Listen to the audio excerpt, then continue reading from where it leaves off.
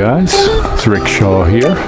It's the 31st of August, last day, 2021.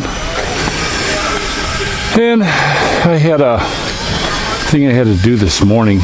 You know, if we run out of certain things, it's no big deal. But boy, at this house, if you run out of rice, it's like, alarm bells are going off. So we were out of rice. So I had to go down to the bank again. Didn't have enough cash to go in there. And I want to take a motorcycle ride instead of taking everyone in the car. I'll get the money and then take everybody later, I thought. So went down into town. Very much traffic today. Unusually high traffic, even on the bike. I was on a 4-lane road and I was turning it into a 2-lane. I'm in the right-hand lane, and tricycle was to the left. Traffic cop started waving us through, and the woman who was driving the tricycle just cut out and squeezed me off into the curb. This is what they do here. Never looked, never cared. She didn't care. She just didn't give a dang. And I didn't go down, but I crashed into the curb, and she hit the side of the bike and just took off. Took off. So it's like, wow.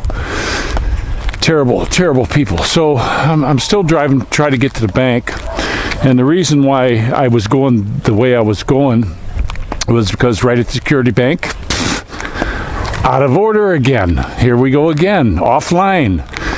Every single security bank machine, they've either removed them or they're offline, always. So if you're going to come here to the Philippines, I would highly recommend you don't touch security bank. Just stay away from them, because if you're going to use cash machine, if you want to go into the bank and sit there for an hour and a half to try to get a couple pesos, be my guest. But if you're going to use cash machine, forget these guys. They're just a bunch of jokers here. This is what I've run into. We had trouble in Carmona. You can see from my old videos where they were always shut down. And here too, same thing. And I went to both places. There's 2 of them here. Offline. And you ask the security guards, what's the deal? This is 3-4 weeks now. It's offline.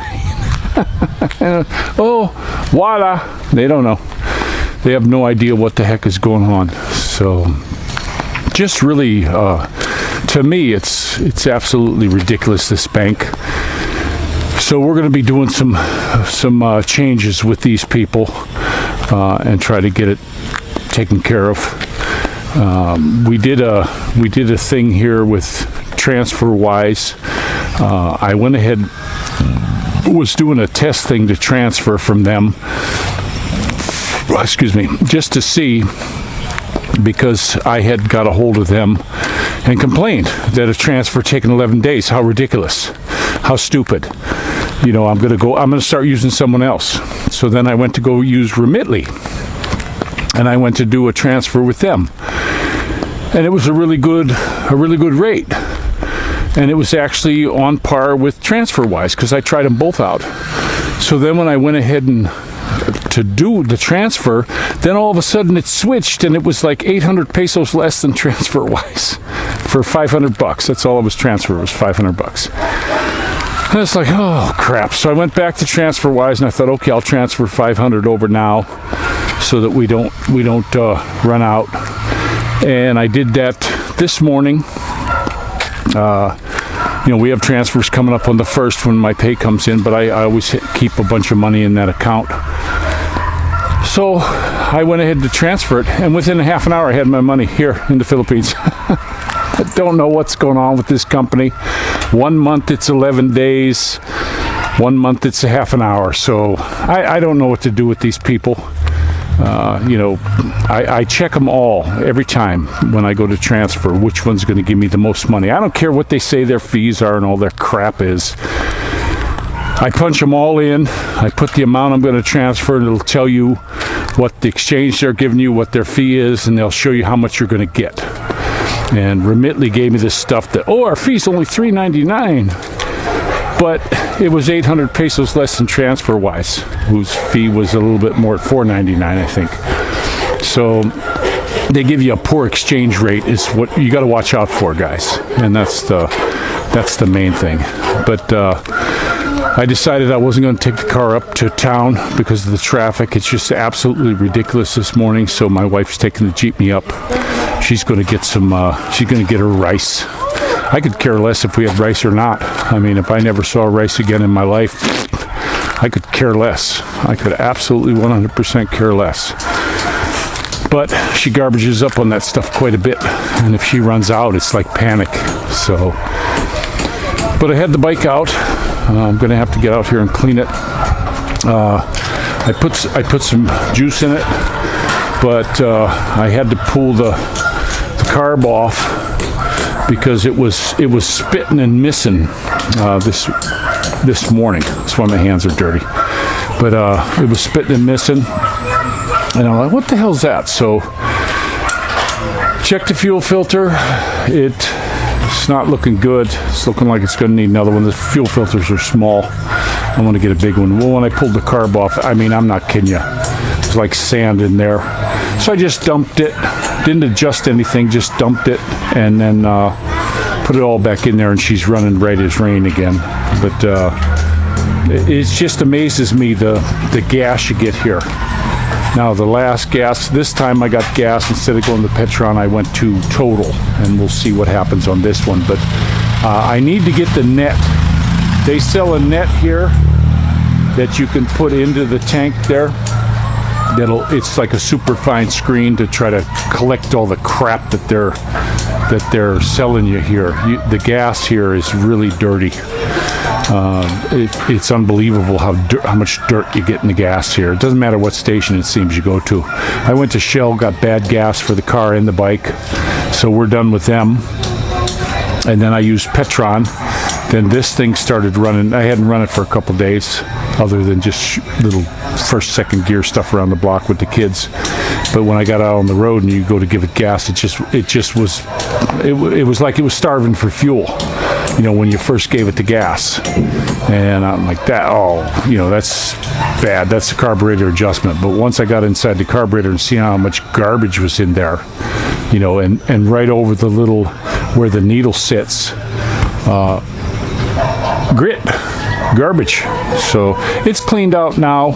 I took it again for another ride. Riding pretty good. I did a big circle. It was about a 4.5-5 kilometer circle, and was giving her some gas and stuff, and she's right as rain. Like I say, she's doing good again. But it really sucks. You know, we're not it's a developing nation, they call it. But dang, you think these salespeople would say, "Hey, you know what? We're gonna make sure we sell you good gas." Even Petron. Come on, guys. You know why is it these places? You know, I've gotten gas in the U.S. and like one time I got some gas that had water in it, fuel line freeze up type stuff, and a little bit of heat in there and fixed it. But you never really had so much dirt, you know, so much dirt and garbage in the fuel as you get here. I just don't understand it. But it looks like it's going to rain, so I'm not going to wash the bike yet. But I got to get it washed again. It's dirty again. I just washed it here not too long ago, and it's dirty again. And that sucks. It's a beautiful bike, though. Very beautiful bike. I've been really thinking on that CRF 300L. I'm looking for a nice smooth riding bike. That's one that's really been sticking in my mind. Although I really like the CRF 150L because no radiator, no baloney on it. And also I really like the Yamaha 155, WR155R. You know, the price is really good on that one. Don't need to touch the suspension. And here in this country, parts galore for that thing. You know, you can get anything you want if you want to change it, like handle all kinds of stuff you can get to make it really nice. Whereas the other bikes, if you're lucky. This handlebar I like, but for me it could still be a little bit higher, even though it's, you know, it's a it's raised up pretty good. It could still be higher for me. I think the cheap way to go for me is nothing, because the cables are so tight on this bike. You can't raise up anything. You're done raising anything up. So, but it's not a bad machine. It's not bad. I still don't like the idea of driving it with my wife on the back because it's so squirrely, and I've never had that. Never had that before. But that's just the nature of this beast. It's going to be a people hauler anyway. Somebody hit on the comments about, you're going to get rid of that bike already. No, I'm not going to get rid of it. It's just going to become something else. It's going to be my hauler. Whereas, I get a dirt bike, that's going to be for me to cruise around. I went through a New Wake. I went for a big ride, and I took a different road. And I hit this little back end of town area, and in that small area of, I wouldn't even say a half a mile, I hit 13 speed bumps. And they don't do speed bumps here where they're like the nice mellow ride over them. They're these 5-mile-an-hour blasters. They want you to dead stop. Yeah. Yeah, you can change it. And the other thing I want to tell you, I watched a really good movie, guys. We don't do a lot of tube. We got it on today, right now, because the kids were watching. We were watching some motorcycle crashes because I'm trying to teach the kids how to bike ride and what not to do. So we were watching these motorcycle crashes and these guys, why they were falling. I was explaining to them why they're falling. But we watched a movie the other night. It was Dark Shadows, and when I was young, I watched that a few times with Barnabas Collins. I loved it. Well, they got a new one with Johnny Depp. Guys, if you want to see a pretty cool movie, I thought it was really good myself. I mean, I'm not there's certain movies I really like Lawrence of Arabia. I loved Sling Blade. There's movies I liked. There's movies I didn't like Gone with the Wind. I didn't give a damn about that one. Didn't they say, it's the best movie? Nah, I didn't like it. And then there was that other one, Casablanca. Yeah. Didn't like that one either. But some of them I like, and I thought that one with Johnny Depp was Dark Shadows. That was pretty good, guys. So if you get a chance to watch that one, watch it. This is a Rick Shaw thumbs up. 2 thumbs up. Got my hands cleaned as best as I could. The bike's getting a little bit gritty underneath. When I cleaned it last time, I didn't get up underneath enough, but this next time I clean it, I'm going to pull the seat, I'm going to pull the tank covers, I'm going to pull as much off as I can get off, all the side covers, and really get in there and clean it good. I hate to be on a dirty bike. I've ridden them in the rain and the grit and the mud and everything like that, but I've always cleaned them really good. I'd like to get a pressure washer here, to make sure it's easy to get the good grit off. It's easy to clean the chain that way. When I do a super good chain cleaning, what I do is I'll just take it off. I'll take it off and put it in some 40 WD, brush it out real good, and then soak it in some motor oil. Some 30 weight or whatever I have laying on hand, and let her soak there for overnight, and then take it off, blow it off. But I still got to get a compressor. There's so many things here. This area we're trying to clean out. I'm going down this month. I'm going to get that cabinet, and we're going to do some curtains this month, and then we're going to be done this month. We're doing little bits at a time. I know my wife is antsy to get all this stuff done at one time, and I'm like, it's coming out of my little bits of money, and she gets so much every month too, and maybe she buys some curtains or something. I don't know. If not, I just got to get them. But that's where we're at today. The kids and I were out riding the big bikes, the pedal bikes, quite a bit yesterday. They seem to really like that, and the walking. We do lots of walking. Actually, last night, my boy and I, we were finishing up that movie. Everybody else went to bed, And when the movie was over, Dark Shadows was over, I said, he was wide awake. I said, you want to take a walk? Yeah, sure. So we took a walk, and I was really surprised at the bats. They cut the grass quite a bit around here with the weed whacker. See, they even did a little bit here by our house. And even though it was like close to midnight, I think it was about 11:30, there were a lot of bugs flying around our head. And even Maddie, they were flying around him. Guess we need a bath, guys. But the bats were flying real close, eating them. They were getting them, and there's a lot of really weird, weird bugs that were landing on us. There's one that looked like it had the back end of a ladybug, but the front end of a tick that I got, and it was a beetle type bug, hard. But the bats, there were a lot of bats out last night. I was really surprised, and there was. We heard zero thunder, but my goodness, the lightning light show we were getting while we were walking was just amazing. It was a lot of lightning last night, like what we called in the States chain lightning, and a lot of it. And what we saw over on the southwest was greenish. There's mountains over there too. We got those mountains over that way, and then we got mountains that way. And I think that's why the weather here is so nice. We're always breezy. It's always nice. So it's looking good. They're talking. There's some guys right there talking about the new house that's going to start. There's going to be another one right next to us. And then they'll be doing one here real soon too. So that'll help take care of some of the rain. We're still talking about how we're going to do the awning and all that stuff here. And I'm looking forward to get that done. I want this all covered over. I don't want to do packing a bunch of stuff in here. I want a roof over this, and if I have to, I'll even put screens or windows of some sort. Maybe those louvered windows, so that we can keep the rain out. I want to keep this dry in here and make it like a man cave. I'm even thinking of doing the roof like they do in a lot of warehouses, where you have a solid piece of steel and then a intermittent with some fiberglass so you get the light through. I don't want to darken this place up and make it a dungeon. I see some of these places over on that side.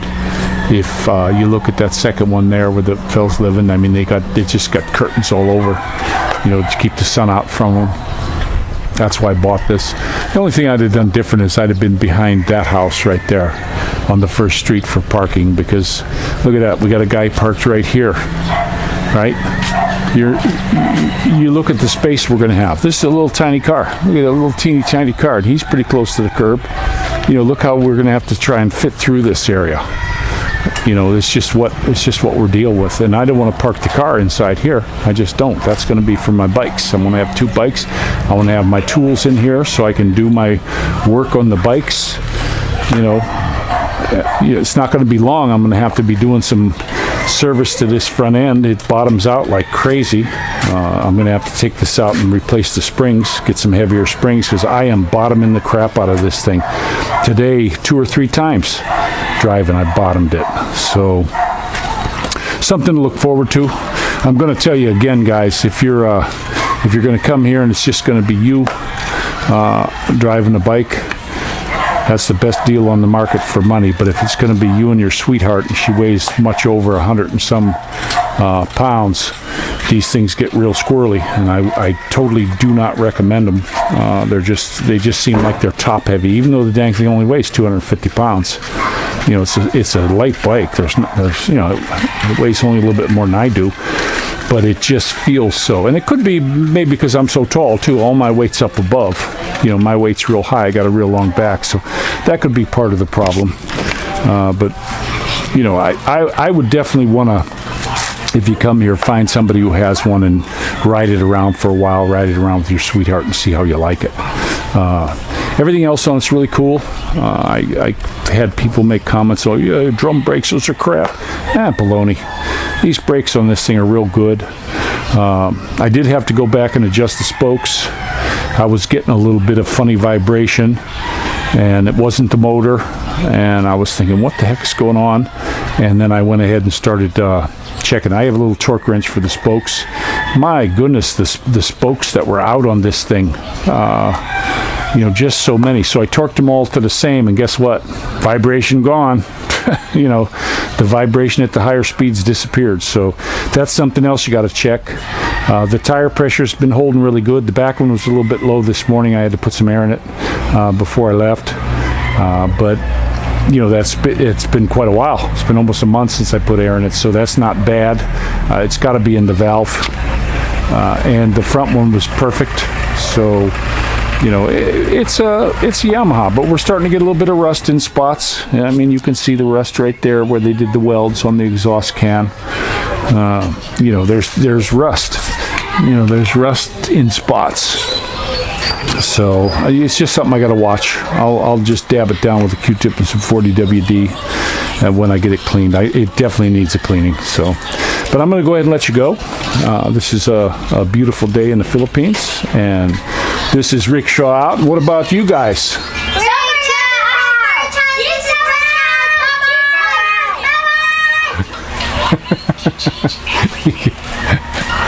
They are such wonderful gifts, guys. I kid you not. They just tickle me pink, these kids. Love y'all, and take care.